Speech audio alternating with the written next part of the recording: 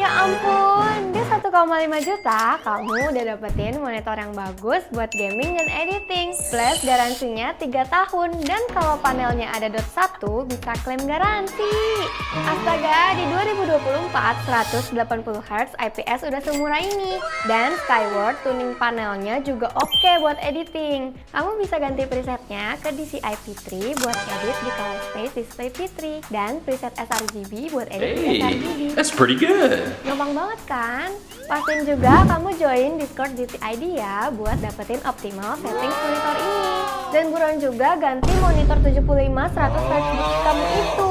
Pasti pusing deh buat main Valorant Hertznya serendah itu.